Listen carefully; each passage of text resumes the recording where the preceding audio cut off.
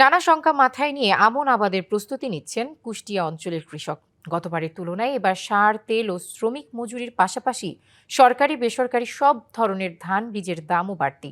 এসব সংকটের মধ্যে ধান আবাদ করে দাম পাওয়া নিয়ে চিন্তা কৃষকের। আর কৃষি বিভাগের তথ্য অনুযায়ী প্রণোদনা কমেছে আমনে। কৃষক ক্ষতিগ্রস্ত হলে সার্বিক উৎপাদনে প্রভাব পড়ার আশঙ্কা করছেন কৃষি বিশ্লেষকরা। মনিরুল ইসলাম এবার প্রায় ২৫ বিঘা জমিতে আমন আবাদের লক্ষ্য স্থির করেছেন। বীজ তোলার যত্ন নিচ্ছেন ছেলেকে সাথে নিয়ে। বোরোতে দাম না পাওয়ায় হতাশ মনিরুল জানান, অব্যাহত লোকসান হতে থাকলে সামনে ধান আবাদ কমিয়ে দেবেন। সার আপনার প্রত্যেকটা সারের উপর বেশি, ধান নিয়ে চিন্তার সংখ্যায় আছে যে সার পাবো কি পাবো না, যার কারণে ধান চাষ নিয়ে একটু সমস্যায় আছি।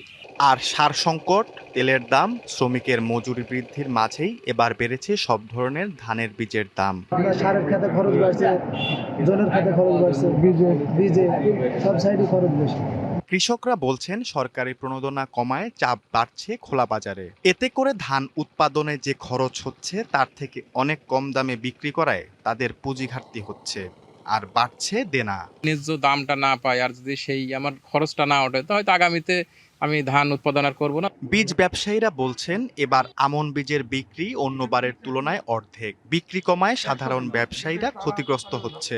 ধানের কোনো দাম নাই, যার কারণে কৃষক এবং সবজির দাম নাই, কৃষকের হাতেও টাকা পয়সা নেই, বাড়তি দামে সার কিনবে, কিনে কিন্তু তার এটা হলো কাঙ্ক্ষিত যে মুনাফাটা সে করতে পারছে না। মাঠ পর্যায়ের কৃষি কর্মকর্তারা বলছেন কৃষকের ক্ষতি পোষাতে সার বীজ প্রণোদনা হিসেবে দেয়া হচ্ছে, তবে অন্যবারের তুলনায় পরিমাণ কিছুটা কমেছে। গত বছর আমরা কৃষকদেরকে কৃষি প্রণোদনার আওতায় প্রায় ৩৩০০ জন কৃষককে সহায়তা প্রদান করেছিলাম। এবছরও আমরা কৃষি প্রণোদনার আওতায় কৃষকদেরকে নগদ নিয়ে এলো হার না মানা হার অফার। সর্বনিম্ন ১০,০০০ টাকা রেমিটেন্স নগদে পাঠালে থাকছে স্বর্ণের হার জেতার সুযোগ।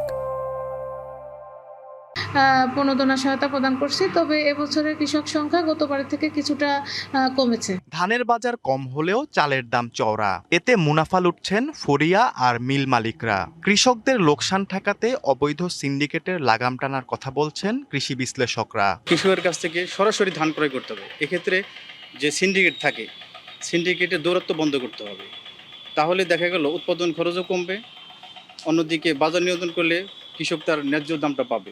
জেলায় গত বছর আমন ধান আবাদ হয়েছিল লক্ষাধিক হেক্টর জমিতে। চলতি বছর এই লক্ষ্য নির্ধারণ করা হলেও তা রীতিমতো চ্যালেঞ্জ হবে কৃষকের জন্য। DBC news desk.